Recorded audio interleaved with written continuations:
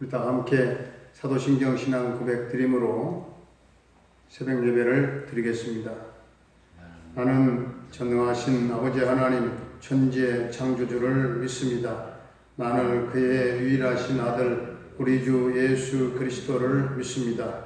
그는 성령으로 잉태되어 동정녀 마리아에게서 나시고 본디오 빌라도에게 고난을 받아 십자가에 못 박혀 죽으시고 장사된 지 사흘 만에 죽은 자 가운데서 다시 살아나셨으며 하늘에 오르시어 전능하신 아버지 하나님 우편에 앉아 계시다가 거기로부터 살아있는 자와 죽은 자를 심판하러 오십니다. 나는 성령을 믿으며 거룩한 공교회와 성도의 교제와 죄를 용서받는 것과 몸의 부활과 영생을 믿습니다. 아멘. 우리 359장 찬송 드리겠습니다.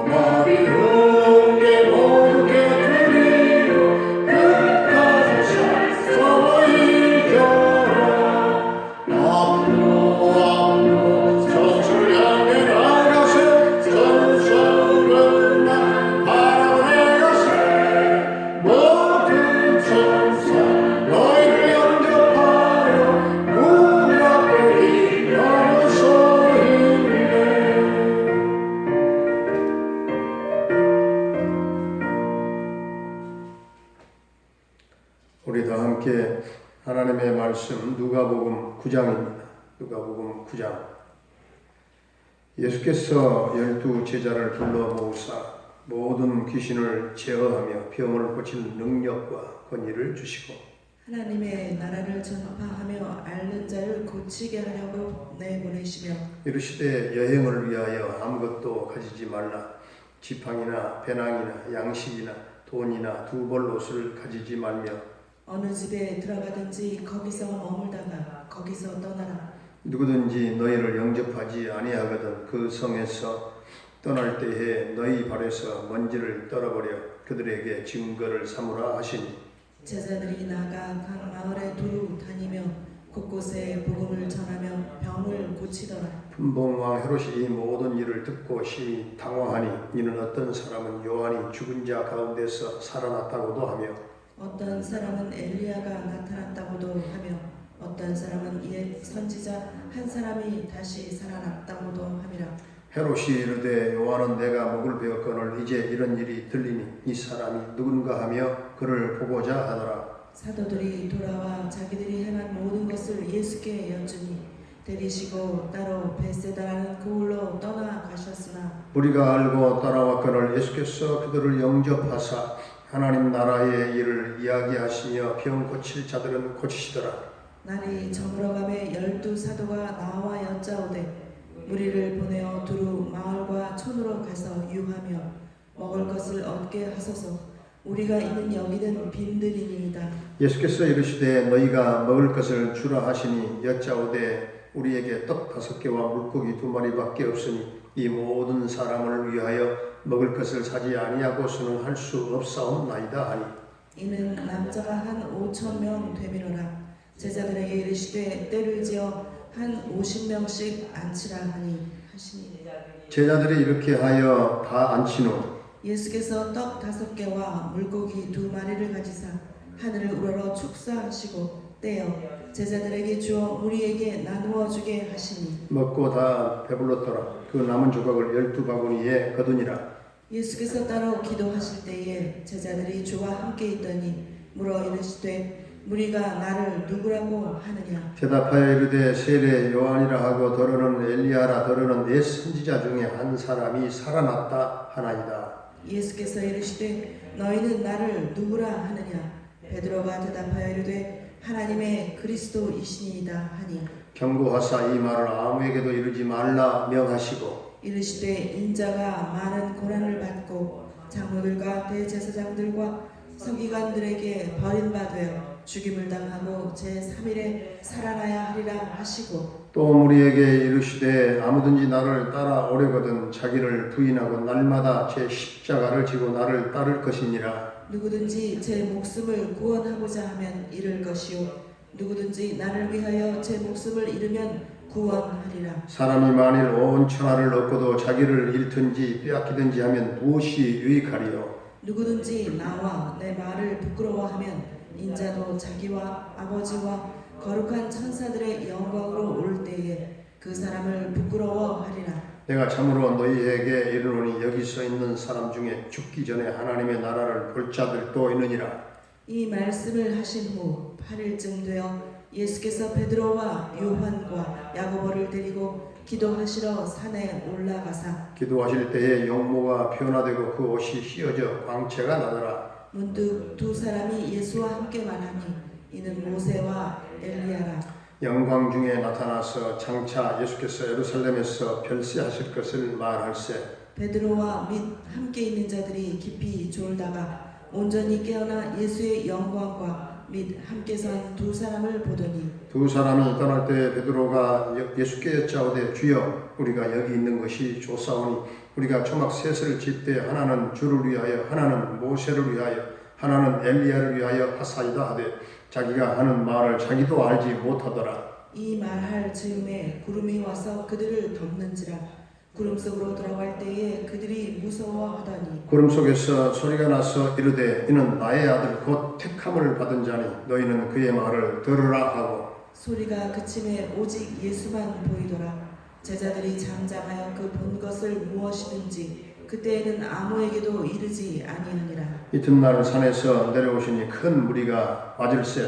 무리 중에 한 사람이 소리질러 이르되 선생님 청컨대 내 아들을 돌보아 주옵소서. 이는 내 외아들이니이다. 귀신이 그를 잡아 갑자기 부르짖게 하고 경련을 일으켜 거품을 흘리게 하며 몹시 상하게 하고야 겨우 떠나가나이다. 당신의 제자들에게 내쫓아 주기를 구하였으나 그들이 능히 못하더이다. 예수께서 대답하여 이르시되 믿음이 없고 패역한 세대여 내가 얼마나 너희와 함께 있으며 너희에게 참으리요 내 아들을 이리로 데리고 오라 하시니 올 때에 귀신이 그를 거꾸로 뜨리고 심한 경련을 일으키게 하는지라. 예수께서 더러운 귀신을 꾸짖으시고 아이를 낫게 하사 그 아버지에게 도로 주시니 사람들이 다 하나님의 위엄에 놀라니라. 그들이 다 그 행하시는 모든 일을 놀랍게 여길세. 예수께서 제자들에게 이르시되 이 말을 너희 귀에 담아두라. 인자가 장차 사람들의 손에 넘겨지리라 하시되 그들이 이 말씀을 알지 못하니 이는 그들로 깨닫지 못하게 숨긴 바 되었습니다. 또 그들은 이 말씀을 묻기도 두려워하더라. 제자 중에서 누가 크냐 하는 변론이 일어나니 예수께서 그 마음에 변론하는 것을 아시고 어린아이 하나를 데려다가 자기 곁에 세우시고 그들에게 이르시되 누구든지 내 이름으로 이런 어린아이를 영접하면 곧 나를 영접하며 또 누구든지 나를 영접하면 곧 나를 보내신 이를 영접함이라. 너희 모든 사람 중에 가장 작은 그가 큰 자니라. 요한이 여짜오되 주여 어떤 사람이 주의 이름으로 귀신을 내쫓는 것을 우리가 보고 우리와 함께 따르지 아니하므로 금하였나이다. 예수께서 이르시되 금하지 말라. 너희를 반대하는 않는 자는 너희를 위하는 자니라 하시니라. 예수께서 승천하실 기약이 차감해 예루살렘을 향하여 올라가기로 굳게 결심하시고 사자들을 앞서 보내심에 그들이 가서 예수를 위하여 준비하려고 사마리아인의 한 마을에 들어갔더니 예수께서 예루살렘을 향하여 가시기 때문에 그들이 받아들이지 아니하는지라. 제자 야고보와 요한이 이를 보고 이르되 주여 우리가 불을 명하여 하늘로부터 내려 저들을 멸하라 하기를 원하시나이까. 예수께서 돌아보시며 꾸짖으시고 함께 다른 마을로 가시니라. 길 가실 때에 어떤 사람이 여짜오되 어디로 가시든지 나는 따르리이다. 예수께서 이르시되 여우도 굴이 있고 공중의 새도 집이 있으되 인자는 머리 둘 곳이 없도다 하시고 또 다른 사람에게 나를 따르라 하시니 그가 이르되 나로 먼저 가서 내 아버지를 장사하게 허락하옵소서. 이르시되 죽은 자들로 자기의 죽은 자들을 장사하게 하고 너는 가서 하나님의 나라를 전파하라 하시고 또 다른 사람이 이르되 주여 내가 주를 따르겠나이다마는 나로 먼저 내 가족을 작별하게 허락하소서. 예수께서 이르시되 손에 쟁기를 잡고 뒤를 돌아보는 자는 하나님의 나라에 땅하지 아니하니라 하시니라. 아멘. 할렐루야. 살아계신 하나님, 오늘도 우리와 함께 하실 줄로 믿습니다. 누가복음 9장 오늘 2절에서 6절까지 앞에 보면 12제자들을 불러 모시고 귀신을 제어하고 병을 고치는 능력과 권위를 주시고 하나님 나라의 복음을 전파하도록 보내셨죠. 제자들은 각 동네에 다니면서 복음을 전하면서 병을 고쳤다고 했습니다. 정말 제자들의 모습을 보면 부럽지 않을 수 없지요. 예수님의 능력과 그 권세를 주셨기 때문에 10절에 보니까 제자들은 간증거리를 가지고 다시 모였어요. 그리고 그 다음에 12절부터 17절까지는 5,000명을 먹이신 예수님의 기적이죠. 오병이어의 기적이죠. 그래서 18절부터 또 27절까지 예수님의 죽음과 부활에 대한 그 예고를 말씀하고 있습니다. 무리가 나를 누구라고 하느냐 물으셨고 또한 너희는 나를 누구라고 하느냐 물으셨습니다. 베드로는 하나님의 그리스도십니다. 이렇게 대답을 했죠. 예수님을 그리스도로 고백했죠. 여러분 그리스도라고 하는 말은 헬라어로 기름 부음을 받은 자 그런 뜻이죠. 구약시대에 하나님께서는 선지자나 제사장이나 왕을 세우실 때 먼저 기름을 그의 머리에 붓도록 하셨습니다. 이것은 하나님께서 그를 택하셨음을 나타내는 것이죠. 따라서 예수님을 그리스도라고 부르는 것은 그분께서 하나님에 의해서 특별한 목적을 위해서 구별되고 성별되고 택하신 바 되었다 하는 것을 나타내는 것이죠. 아담과 하와가 타락했을 때에 하나님께서는 여자의 후손이 뱀으로 표현된 사탄의 머리를 상하게 할 것이다. 이렇게 말씀하셨지요. 창세기 3장 15절에. 여기서 우리는 하나님께서 이미 사탄의 권세를 무너뜨릴 여자의 후손이 누구인가 마음에 두고 계셨다 하는 것을 알 수 있어요. 여자의 후손. 그러므로 그 여자의 후손이 바로 그리스도라고 불릴 수 있는 것입니다. 예수님은 그리스도시요 또한 하나님의 아들이신 줄로 믿습니다. 예수님은 하나님을 자신의 아버지라고 그렇게 부르셨어요. 베드로의 확실한 신앙 고백을 들으신 예수님께서 자신의 십자가의 그 고난과 부활을 예고하시면서 아무든지 나를 따라오거든 자기를 부인하고 날마다 제 십자가를 지고 나를 따르라 이렇게 말씀하셨죠. 오늘 28절부터 36절까지 보게 되면 예수님이 산에 기도하러 올라가셔서 영광스럽게 그 광채로 완전히 변화되는 모습을 볼 수 있습니다. 중요한 사실은 예수님이 기도하실 때 용모가 변화되었다 하는 사실입니다. 오늘 33절을 보게 되면은 베드로는 자기가 하는 말을 자기도 알지 못했다 하면서 주여 여기 있는 것이 좋사오니 베드로는 하늘나라의 성전을 바라보지 못하고 지상 낙원만 생각하고 바라보았다 그 말이죠. 37절부터 그 다음에 43절까지 보게 되면 예수님께서 귀신 들려 심한 경련을 일으키는 아이에게서 귀신을 꾸짖으시고 아이를 낫게 하셨습니다. 놀라운 이 병고침의 그 은혜를 주셨어요. 46절부터 그리고 뒤에 48절까지 보면 제자들은 서로 누가 크냐 하는 문제로 서로 변론을 일으키고 서로 누가 크냐 하는 문제로 난리가 났어요. 44절에서 그 다음에 예수님은 인자가 장차 사람들의 손에 넘겨진다 하셨는데 주님의 십자가의 고난을 생각할 제자들이 누가 크냐 이 자리 다툼하는 모습을 볼 때 얼마나 주님의 마음이 아팠겠는가. 제자들의 신앙은 얼마나 그러므로 불완전했는가를 알 수 있습니다.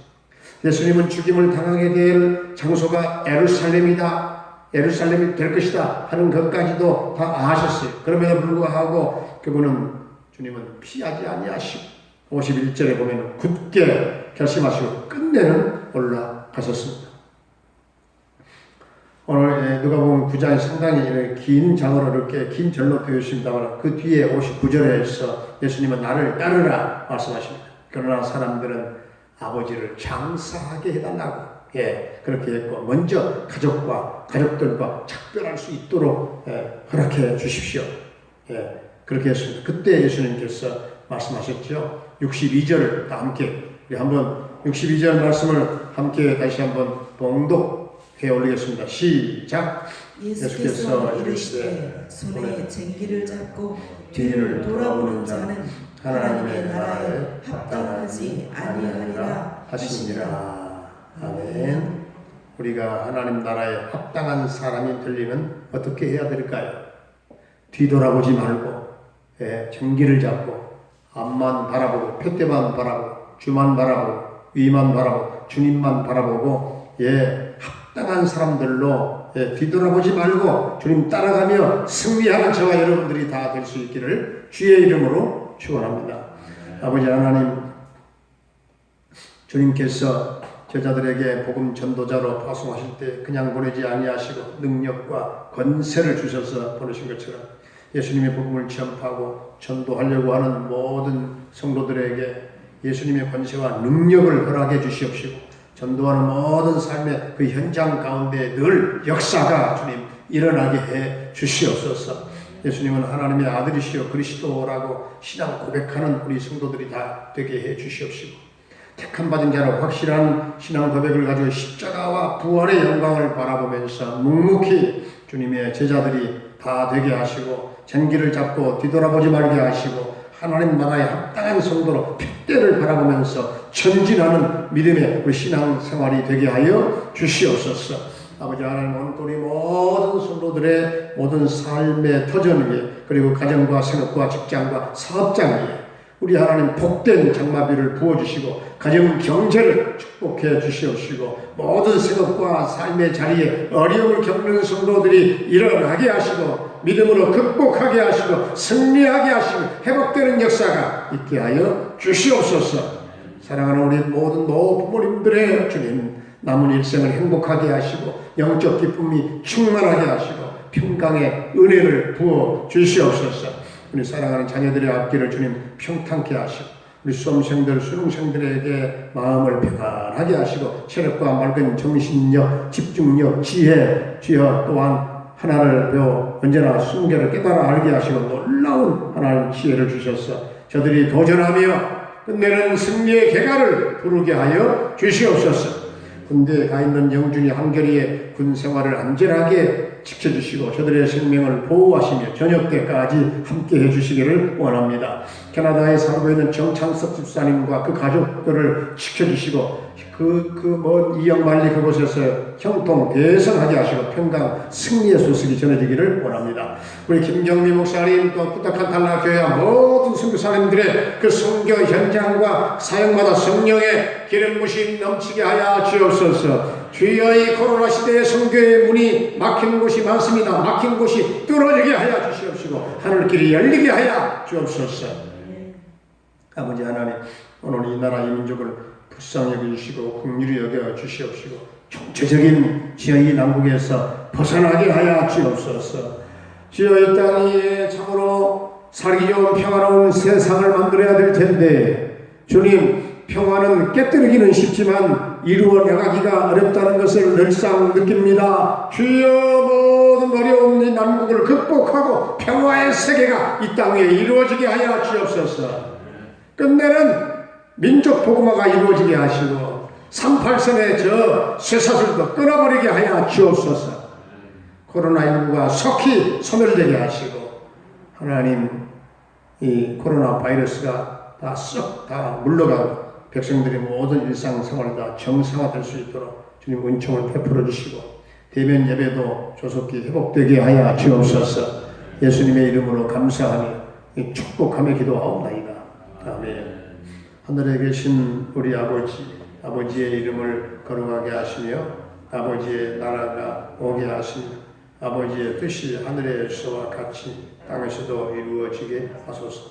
오늘 우리에게 일용할 양식을 주시고 우리가 우리에게 잘못한 사람을 용서하여 준 것 같이 우리 죄를 용서하여 주시고 우리를 시험에 빠지지 않게 하시고 악에서 구하소서. 나라와 권능과 영광 영원히 아버지의 것입니다.